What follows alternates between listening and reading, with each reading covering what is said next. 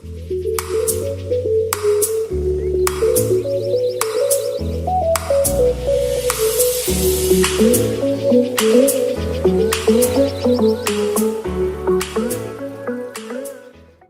everyone, I'm Eric Haig from TEFL Campus Phuket. October is one of the best months of the year to be looking for jobs in Thailand. The first term just ended in September and schools will be looking to replace teachers in time for the start of the second term later this month and even well into November after the term has started. So with that in mind, let's look at 6 tips for finding TEFL jobs in Thailand. Okay, first tip, build some professional knowledge. Thailand might be the perfect country for starting off your TEFL career and getting entry-level positions, but even then you're going to have some basic professional knowledge. So if you have the experience and the training, let that come through in your CV, your resume, and your cover letter, obviously in interviews as well.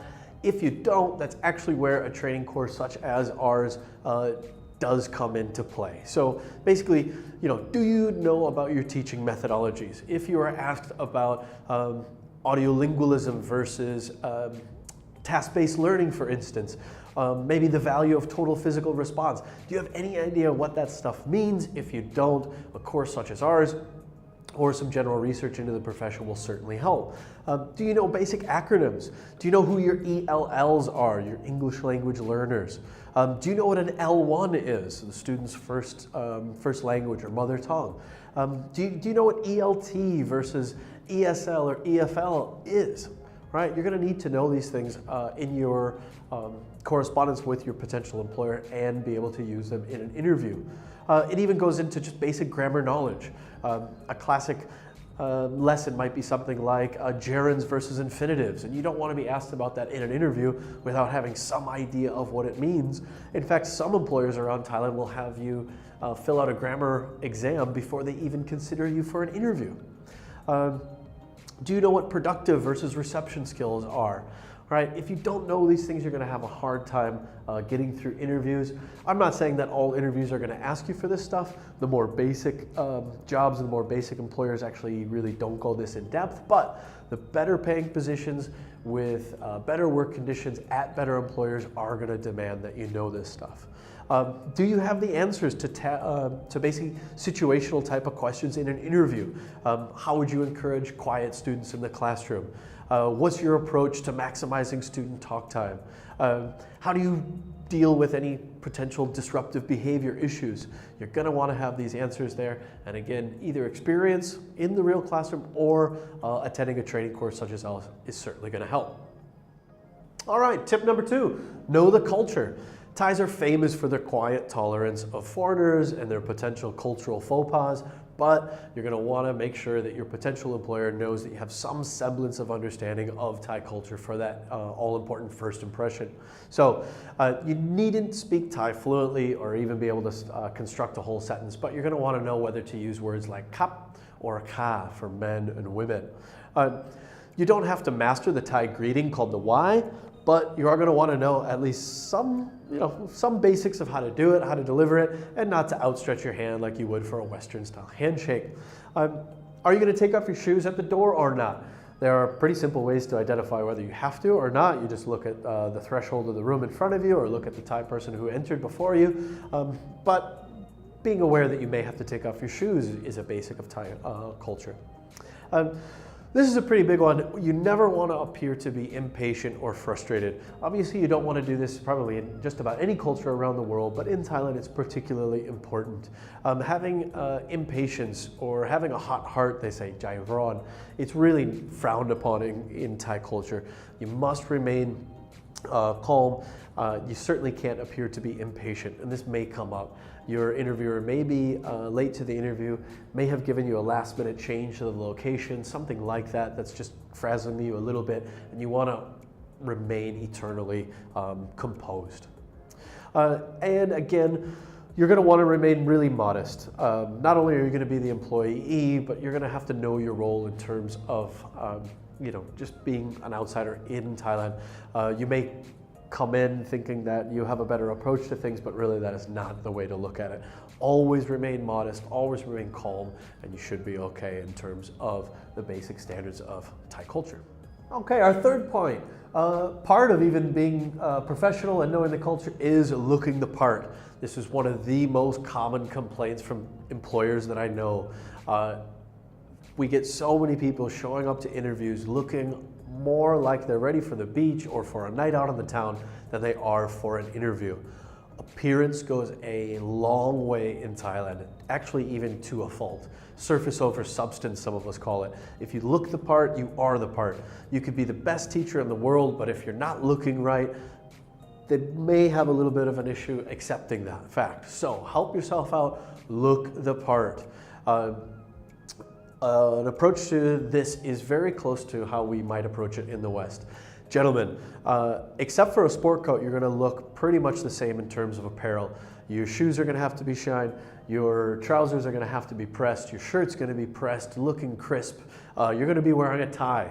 You're gonna wanna have short, well-kept hair and be free of facial hair. Obviously, I'm not looking for any jobs right now, so I've got my beard, but if you're looking for a job, do yourself a favor, clean shaven, tight haircut, fresh haircut, whatever, and no earrings or other facial piercings. Ladies, you're gonna wanna have a slightly more conservative look than perhaps what you may be used to. So our shoulders are gonna be covered. You're gonna have a higher cut top. Your dress or your skirt, if you have it, should reach your knees or go below that. Slightly more conservative hairdo and makeup, no big earrings, things like that. For guys and girls, no visible tattoos and no facial piercings whatsoever. Again, looking the part is important. When you eventually get into an interview, you're going to want to make sure that you're looking fresh. So that sometimes involves hiring a driver, hiring a taxi to bring you to the school so you're not arriving all sweaty from the Thai heat or soaking wet from the Thai rain. And even before that, make sure that when you submit a picture with your CV or your resume, yes, you're going to have to do that. Make sure that that picture is as professional as possible. Have a solid white or blue background, such as that you have for passport photos, and then also obviously looking quite formal, like you're ready for an interview in that picture as well. Again, appearances go a long way, look the part. Okay, tip number 4, proofread everything. You're about to interview for a job where English is everything. You gotta have everything correct. This means correct spelling, correct capitalization, punctuation, whatever it is, it had better be correct. You're gonna need to find somebody to help you with this stuff as well. It's really difficult to find your own errors in your own work. So find a friend, find a family member, even find a professional organization who has a keen eye for this kind of stuff. They know the difference between when to use a comma and a comma splice. They know whether to hyphenate a word or not. They're gonna find typos that you're not gonna find in your own work. This is really important for folks who are considered to be non-native speakers as well. So if you're fluent in English, if you've got experience working in English, studying in English, even teaching English already, you still have to make sure everything is absolutely perfect. Don't give anyone any reason to judge you based upon any errors that they might see in your correspondences before deciding to give you an interview. Okay, tip number 5, be proactive. One of the most common things I hear from folks approaching us and emailing us is, hey, I'm looking for jobs on Phuket and I don't seem to find any advertised, can you help me? Meanwhile, I'm getting emails from employers on a weekly basis with their vacancies. So a lot of employers just simply don't have the time to get that out on and list their vacancies out on the web. So they've got a position, they need to fill it, but they're scrambling around and they can't put 2 and 2 together. You've got to get out there and proactively let them know that you're looking for a job. As well, the best jobs on Phuket or the best jobs around Thailand, they aren't advertised. They're found through word of mouth. They're found through personal connections and networking. So you're going to have to get out there and again, be proactive. So sign up to Facebook groups that are advertising jobs. Get your CV out, your CV or your resume out on some job databases such as Ajan.com, teachingthailand.com, I believe. Gather a list of schools, right? If you want to work in Bangkok, if you want to work in Chiang Mai, Chiang Rai, Phuket, wherever you want to work, find a list of schools for that area and proactively contact them. This might require quite a bit of time on your part. A lot of the websites are written in Thai, but you can find English language versions or at least Facebook pages for a lot of schools. Find the contact details, email these folks, call these folks, be proactive about your job search, because again, a lot of these schools just don't have the time to advertise their positions. You're gonna wanna get out there. One of the services we provide is actually a database of employers throughout the country, as well as other countries. But for Thailand, we have plenty of employers that we let our trainees and graduates know about, and then they're able to just contact employers directly. So again, be proactive. Okay, last but certainly not least, you've got to apply in person. It might sound scary to come on over, come to a foreign land and just start looking for jobs, but this really is the best way to find a job. If you rely on CVs and resumes sent via email, you're going to lose out on lots of different opportunities. Thai employers really want to see you in the flesh. They want to suss you out in person. They want to get a feel for who you are. They want to know that you're here and committed to working in Thailand. They want to know that you've seen the area, that you're used to Thai culture a bit. It's just a face-to-face interaction that is actually quite natural, and they want to meet you, right? It works out well for you as well. You're going to be able to see your employer, not only them, but the facilities at the school, the overall campus, maybe the staff room, right? Get a feel for the neighborhood. Is it really where you want to be, right? This involves a bit more time. It's certainly money coming over to a foreign land and not knowing that you're going to have a job right away. But believe me, the demand is such that if you approach everything with professionalism, due diligence, you will get hired fairly quickly. Now, the best approach here is find a taxi driver. Tell them where you want to go. Find 6 or 7 schools. Being proactive, right, in that list of local employers. Tell your taxi driver where you want to go. They'll give you a price, negotiate a fair price for going around to these schools, and come in fresh, not sweaty, not all windswept, and come ready with your CV as well as any supporting documents. Be able to hand it right over.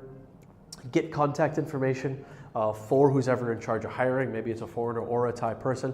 And be sure to, again, be proactive. Call these folks back the next day. Give them a courtesy call, thanking them for an interview. If they said they'd call you back in 2 or 3 days, be sure to follow up on that. Basically, keep reminding them that you're there, ready to take the job if they offer one to you, or obviously if they offer an interview, you're ready, willing, and able to do it. So be sure to apply in person and approach that job search as professionally as possible, and you will find a job teaching English in Thailand. All right, so there you have it, our 6 tips for finding TEFL jobs in Thailand. Some of these are basic, maybe some of them seem a little bit obvious, but they are the fundamentals and you're gonna wanna get them right. Hopefully they helped you. If they did, please do like this video. Please subscribe to our channel. We've got much more in store for new teachers and well-established teachers. So good luck on your job search for finding jobs, and we'll see you next time.